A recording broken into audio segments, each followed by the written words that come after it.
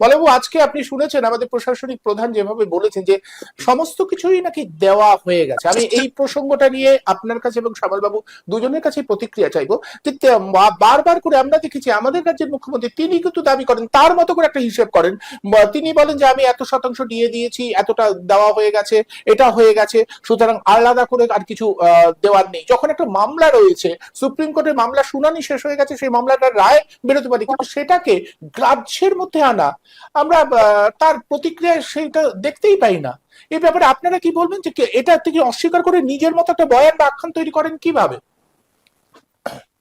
দেখুন, ব্যাপারটা হলো মাননীয় এর আগেও গত 23 সালে বিধানসভায় বসে তিনি বলেছিলেন একদম। বিয়েটা ঐচ্ছিক, এবং গত 18 তারিখে ধনধান্যে অডিটোরিয়ামে দাঁড়িয়ে তিনি বললেন যে 8% করে প্রতি বছর দিয়ে দেওয়া হয়, এটা বলেছে, এবং দিয়ে বাধ্যতামূলক নয়। আসল কথা, উনি এই সকল কথা বলে সাধারণ মানুষকে বিভ্রান্ত করছে। কারণ আমরা জানি, যারা সরকারি কর্মচারীরা জানি যে বর্তমানে কত শতাংশ দিয়ে তারা দিচ্ছে। ধরুন, এবার আমি বলি, পঞ্চম বেতন কমিশনের ডিএ মামলাটাকে আপনি একটু সরিয়ে রাখুন। এবার যারা পঞ্চম বেতন কমিশনের যে রিটার্ন করেছে তাদের বেসিকটা ষষ্ঠ বেতন কমিশনে বেড়েছে। কারণ ধরুন 1 নম্বর স্কেল দিয়ে আমি বলছি 6,600 ছিল, সেই স্কেলটা হয়েছে 17,000 টাকা। এবার যারা রিটার্ন করবে একদম মিনিমাম পেনশনটা হবে এই 17,000 টাকার অর্ধেক, 17,000 টাকার অর্ধেক। এবার তারপরে আর কিন্তু তাদের পেনশনের কিন্তু আর কিন্তু বৃদ্ধি নেই। তাহলে কিসে বৃদ্ধি হয়? এই ডিএটা।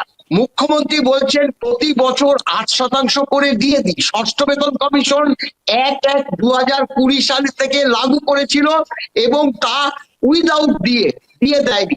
এবার তিনি দিয়ে দিলেন 1 জানুয়ারি 2021-এ 3%, 22-এ কোনো দিয়ে দিল না, 23-এ দিলেন আবার 3%, 24-এ কিন্তু তিনি 2 কিস্তি দিয়েছেন, 1 জানুয়ারি এবং 1 এপ্রিল।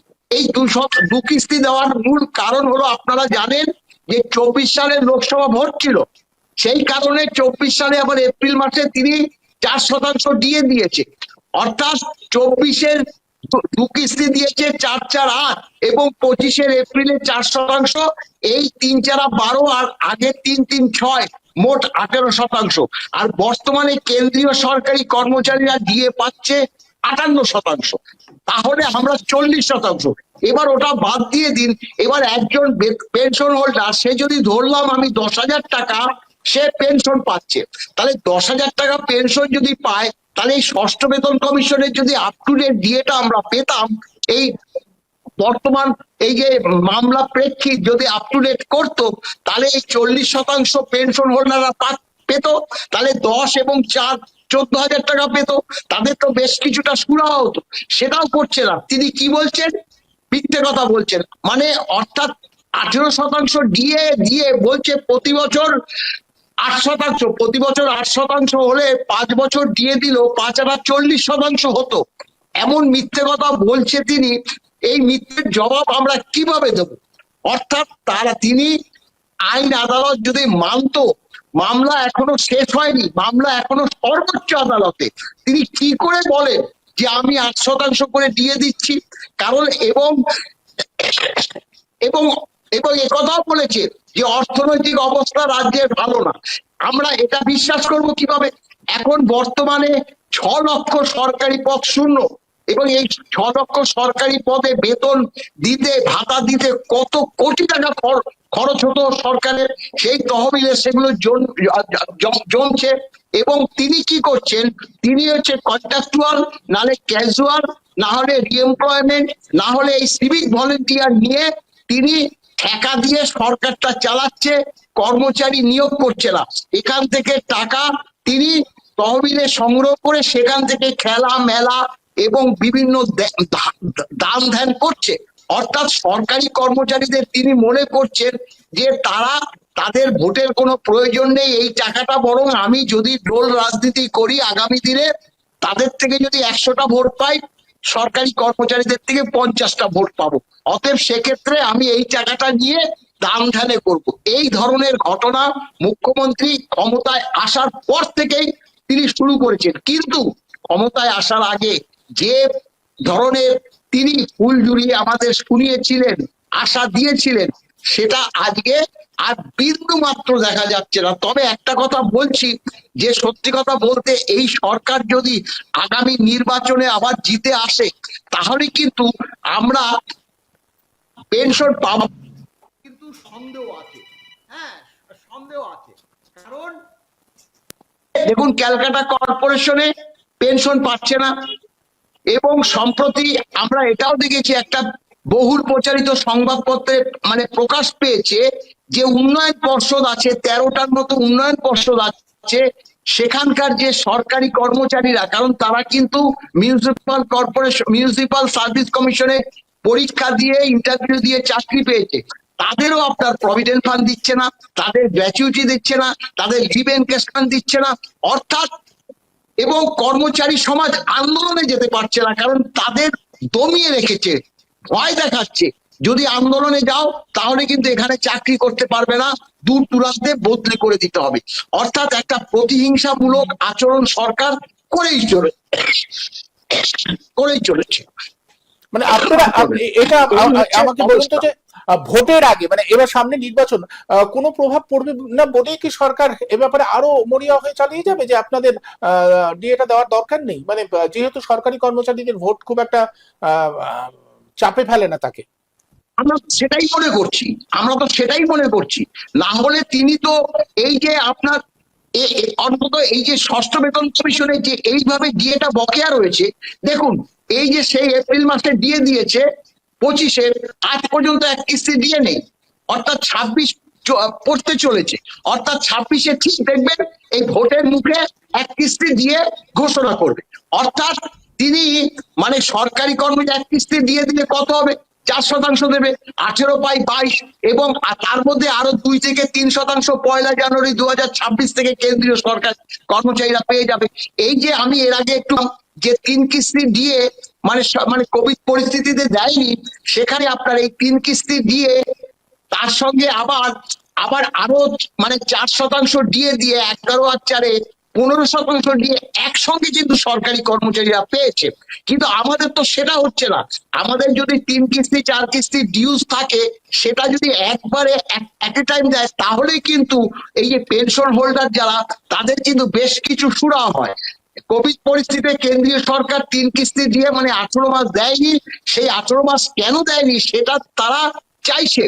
সরকারি কর্মচারীরা, কেন্দ্রীয় সরকারি কর্মচারীরা বারবার তাদেরকে ওই জয়েন্ট কনসালটেটিভ কমিটি আছে, তারা সরকারকে প্রেসার ক্রিয়েট করছে, তারাও সুপ্রিম কোর্টে মামলা করেছে।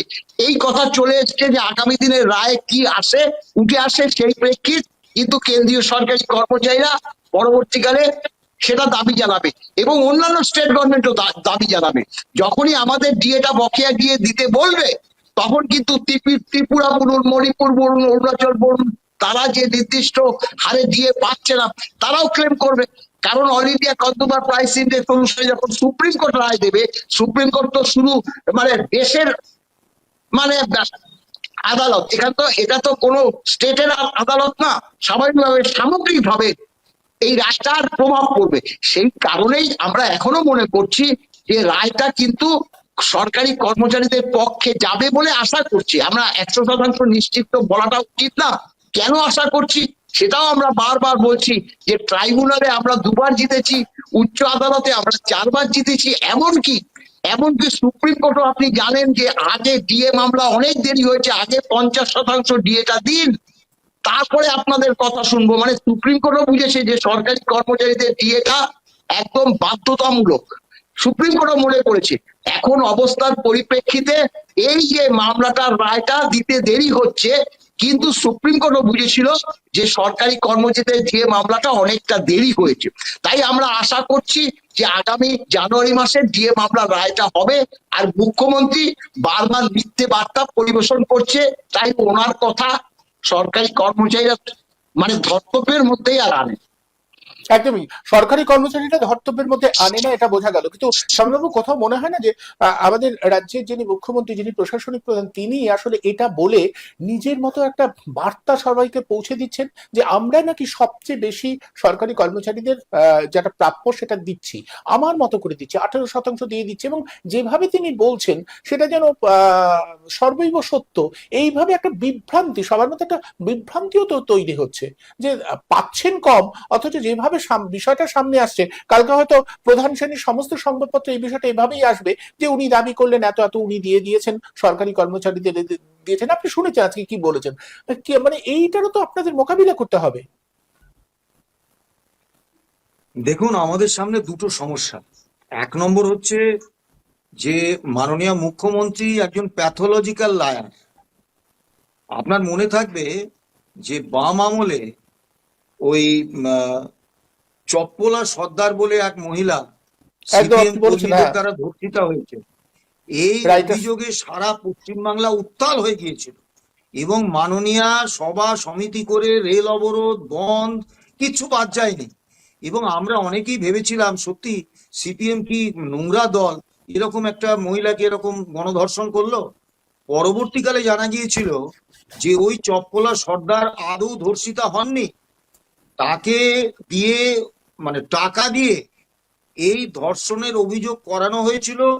এবং একজন মহিলার সম্মানকে আর একজন মহিলা রাজনৈতিক পণ্য হিসেবে যখন ব্যবহার করেন, তখন সেই মহিলা যিনি আজকের মুখ্যমন্ত্রী, তার মান সম্পর্কে একটা ধারণা আমাদের হয়।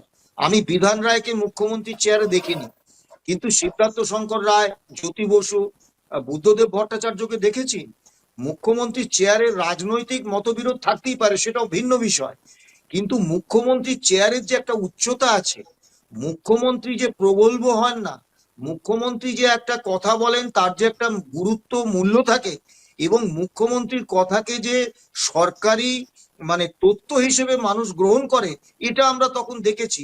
সেই রকম একটা ভাবমূর্তি ছিল এই সব মুখ্যমন্ত্রীদের। কিন্তু মমতা ব্যানার্জি মুখ্যমন্ত্রী হওয়ার পর থেকেই উনি এত মিথ্যে কথা বলে যাচ্ছেন যে কি বলবো। মানে এখন এই মহিলার কোনো মন্তব্যের প্রতিক্রিয়া দিতে আমাদের রুচিতে বাঁধে। উনি কি বললেন? এক নম্বর বললেন আমি প্রতি বছরে 8% করে দিয়ে যাচ্ছি। তাহলে যদি বছরের শুরুতে উনি দেন, তাহলে আমাদের এখন 48% ডিএ হওয়ার কথা। আর যদি বছরের শেষে দেন, তাহলে আমাদের এখন 40% ডিএ হওয়ার কথা। আমরা এখন 18% ডিএ পাচ্ছি। সারা ভারতবর্ষে 22টা রাজ্য সরকার, 28টা রাজ্য সরকার এবং 7টা কেন্দ্রশাসিত অঞ্চলের মধ্যে প্রায় সবাই, 5টা রাজ্য বাদে প্রায় সবাই all India consumer price index মেনে 58% ডিএ দিচ্ছে, কেন্দ্রীয় সরকার দিচ্ছে। অর্থাৎ আমরা 40% ডিএতে পিছিয়ে আছি, আমাদের ডিএ মাত্র 18%। আর উনি সরাসরি বলে দিচ্ছেন আমি তো প্রতি বছর 8% করে দিচ্ছি। দ্বিতীয় একটা বিষয় উনি বলেছেন, আমি তো পে কমিশন করি, অন্য কোনো রাজ্য সরকার করে না। কত বড় মিথ্যে কথা দেখুন। সারা ভারতবর্ষে কেন্দ্রীয় সরকার প্রতি 10 বছর অন্তর বেতন কমিশন করেন এবং নির্দিষ্ট যেদিন থেকে তাদের প্রাপ্য হয় সেদিন থেকে প্রাপ্যটা দিয়ে দেন।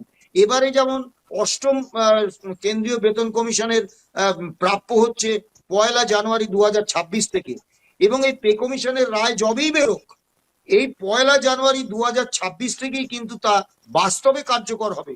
অর্থাৎ 1 জানুয়ারি 2026 থেকেই বর্ধিত বেতন ভাতা কেন্দ্রীয় সরকারি কর্মচারীরা পাবেন। এবং অন্যান্য বেশিরভাগ রাজ্য সরকার কেন্দ্রীয় সরকারের অনুকরণে একটা করে পে কমিশন করে, অথবা পে কমিটি করে, অথবা কেন্দ্রীয় পে কমিশনের সুপারিশটা হুবহু তাদের কর্মচারীদের ক্ষেত্রে লাগু করে। তারা 1/1/2026 থেকে এই 8ম বেতন কমিশনের যে প্রাপ্য সেটা তারা পেয়ে যাবে। তাদের বেতন আমাদের থেকে বহুগুণ বেড়ে যাবে। আর আমাদের পশ্চিম বাংলায় 6ষ্ঠ বেতন কমিশন হয়েছে, তার 4 বছরের টাকা বর্ধিত সুপারিশ অনুসারে বর্ধিত বেতনে 4 বছরের টাকা মাননীয় মুখ্যমন্ত্রী একদম চুরি করে নিয়েছেন, আমাদের পকেট থেকে কেটে নিয়েছে। বাড়ি ভাড়া ভাতা তিনি বাম আমলে প্রতিশ্রুতি দিয়েছিলেন 30% করবেন, 15% ছিল, সেটাও কমিয়ে 12% করেছে। City compensatory allowance, education allowance, এসবের কোনো প্রশ্ন নেই। এবং এবারই প্রথম পে কমিশন, যে পে কমিশনে ডিএর প্রসঙ্গে বলা হয়েছে ডিএটা হচ্ছে সরকারের জুরিসডিকশন, কর্মচারীদের অধিকার নয়। এবং রোপা একদম সরকারের প্রতিধ্বনি, সরকারের ইচ্ছার প্রতিধ্বনি। হ্যাঁ, ডিএ এর কোনো প্রভিশনই নেই রোপা 2020-তে। শুধু তাই নয়, আমি ওইসব বিষয়ে যাচ্ছি না। পে কমিশন বা বেতন কমিশন তৈরি হয় কর্মচারীদের বেতন এবং ভাতা সুপারিশ করার জন্য, এটা কর্মচারীদের বিষয়। আমরা এই সরকার আসার আগে পাঁচটা পে কমিশন হয়েছে, একটা পে কমিটি হয়েছে। প্রত্যেকটা ক্ষেত্রে তখনকার সরকার দুটো করে বেতন কমিশনের রিপোর্ট আমাদের দিয়েছেন, কারণ আমাদের জন্যই পে কমিশন, তা আমাদের তো দেবেন। কিন্তু এই সরকার ক্ষমতায় আসার পর সেই পে কমিশনের রিপোর্টটাও আমাদের হাতে দেননি, প্রকাশ করেননি। কলকাতা হাইকোর্টে মামলা হয়েছে, সেই মামলার রায়ে, মামলার নির্দেশে রাজ্য সরকার দিতে বাধ্য হয়েছে। উনি পে কমিশনের কথা বলছেন। সারা ভারতবর্ষে 8ম বেতন কমিশন, তার রায় কার্যকর হতে চলেছে 1/1/2026 থেকে। আর আমাদের 7ম রাজ্য বেতন কমিশন কবে হবে তার কোনো নিশ্চয়তা নেই, কারণ 10 বছরে 20 কিস্তি দিয়ে হয় all India consumer price index মেনে, অর্থাৎ 58% ডিএ, মানে 20 কিস্তি দিয়ে যতক্ষণ না হচ্ছে বেতন কমিশনের প্রশ্ন নেই। আমরা জানি না কবে হবে। উনি পেনশনের কথা বলেছেন অন্য কোন রাজ্য, কেন্দ্র নাকি পেনশন দেয় না, উনি দেন। আসলে শিক্ষা দীক্ষায় তো ঘাটতি আছে, উনি গুলিয়ে ফেলেছেন। পেনশন স্কিম দুটো, একটা হচ্ছে পুরানো পেনশন স্কিম, একটা হচ্ছে নতুন পেনশন স্কিম। 7টা রাজ্য সরকার পশ্চিমবঙ্গ সহ পুরাতন পেনশন স্কিমে পেনশন দেয়। 2004 সালে অটল বিহারী বাজপেয়ী নেতৃত্বে এনডিএ মন্ত্রিসভা ছিল, সেই সরকারের শরিক সংগঠন ছিলেন তৃণমূল কংগ্রেস, এবং মন্ত্রী ছিলেন, দপ্তরহীন মন্ত্রী ছিলেন মমতা বন্দ্যোপাধ্যায়। অটল বিহারী বাজপেয়ী সরকার 2004 সালে পুরাতন পেনশন স্কিম বাতিল করে নতুন পেনশন স্কিম আনে। দুটো তফাৎ কি? পুরাতন পেনশন স্কিমে আমরা শেষ কর্মজীবনের শেষ যে মূল বেতন, সেই মূল বেতনের অর্ধেক টাকাটা, অর্থাৎ আমার যদি কর্মজীবনের শেষ মূল বেতন 10,000 টাকা হয়, তাহলে তার অর্ধেক 5,000 টাকা আমরা পেনশন হিসেবে পাই।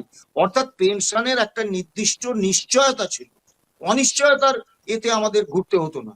কিন্তু নতুন পেনশন স্কিমে পেনশনের টাকাটা একটা বেসরকারি ফান্ডে রাখা হয়, তারা সেটা শেয়ার বাজারে খাটায়। শেয়ার বাজারে সেই ফান্ড থেকে লাভ হওয়া বা ক্ষতি হওয়ার উপর নির্ভর করে পেনশনের পরিমাণটা কত হবে। অর্থাৎ পেনশনটা চূড়ান্ত অনিশ্চয়তার মধ্যে চলে যায়। এখন স্বাভাবিকভাবে 7টা রাজ্য সরকার বাদে বাকি রাজ্য সরকারগুলো এবং কেন্দ্রীয় সরকারের কর্মচারীরা যারা অবসর নিচ্ছেন, তারা সত্যিই খুব অনিশ্চিত অবস্থার মধ্যে পড়ে।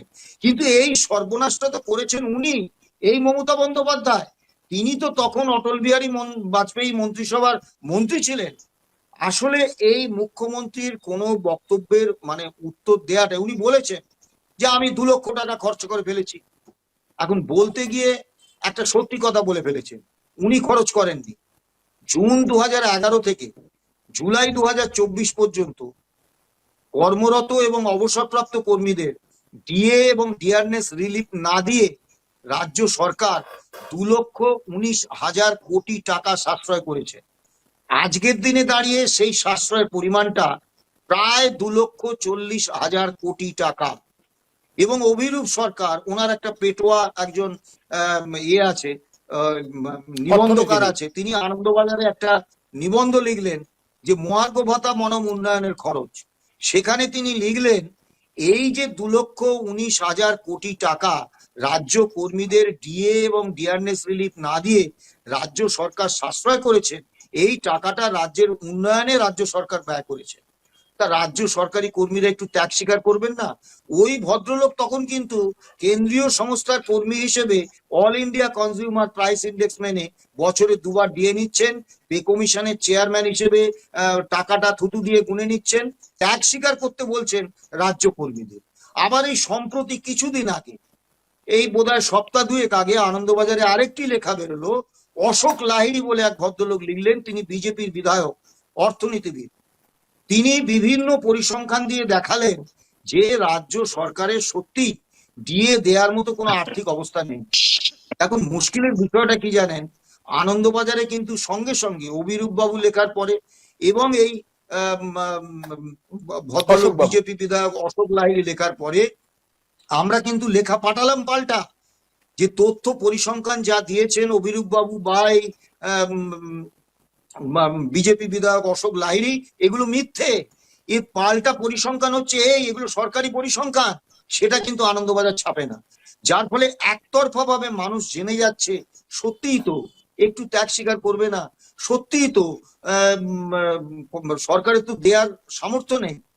রাজ্য সরকার, আমার একটা সহজ সরল প্রশ্ন, এই 2,19,000 কোটি টাকা দিয়ে যদি রাজ্যের উন্নয়ন করে থাকেন, যেটা বলছেন রাজ্য সরকার, যেটা বলছে রাজ্য সরকারের ওই পেটোয়া নিবন্ধকার, তাহলে মাননীয় মুখ্যমন্ত্রী ওই উন্নয়নের পাঁচালী প্রকাশ করে এইসব উন্নয়নের কৃতিত্ব নিজে দাবি করেন কেন? কেন একজন ভদ্র মহিলার মতো বলেন না যে এই উন্নয়নটা রাজ্য কর্মীদের ডিএ মারা টাকায়, ডিআরএস রিলিফ মারা টাকায় আমি করছি, কাজে কৃতিত্বটা রাজ্য কর্মীদের? সব থেকে দুঃখের বিষয় কোথায় জানেন? উনি বলছেন দিয়ে দেওয়ার টাকা নেই, আমি খুব আর্থিক সংকটে আছি। 2011-12 অর্থবর্ষ থেকে 2021-22 অর্থবর্ষ পর্যন্ত আমাদের বেতন এবং ভাতা খাতে যা বরাদ্দ করেছিলেন রাজ্য সরকার আর যা খরচ করেছেন, তার মধ্যে পার্থক্য হচ্ছে 25,242 কোটি টাকা। অর্থাৎ 25,242 কোটি টাকা রাজ্য কর্মীদের বেতন এবং ভাতা খাতে বরাদ্দ টাকা রাজ্য সরকার খরচ করেননি, সেই টাকাটা রাজ্য কোষাগারে পড়ে আছে। আবার কেন্দ্রীয় অর্থ কমিশন এই খাতে 9,000 কোটি টাকা দিয়েছিলেন, সেটাও খরচ করেননি। মানে 34,242 কোটি টাকা রাজকোষে পড়ে আছে রাজ্য কর্মীদের বেতন এবং ভাতা বাবদ। আর সুপ্রিম কোর্টে, কলকাতা হাইকোর্টে সরকার দাবি করেছিলেন যে ডিএ মামলার রায় কার্যকর করতে 23,000 কোটি টাকা লাগবে। তা কলকাতা থেকে দিল্লি তো 1500 কিলোমিটার দূরে, তা 1500 কিলোমিটার যেতে ওই খরচটা 41,750 কোটি টাকাতে দাঁড়িয়েছে। মানে কলকাতা থেকে দিল্লি যেতে হয়েছে 23,000 কোটিটা, 41,700 কোটি টাকা দাঁড়িয়েছে। তাই এই 41,700 কোটি টাকার 88% হচ্ছে 32,243 কোটি টাকা।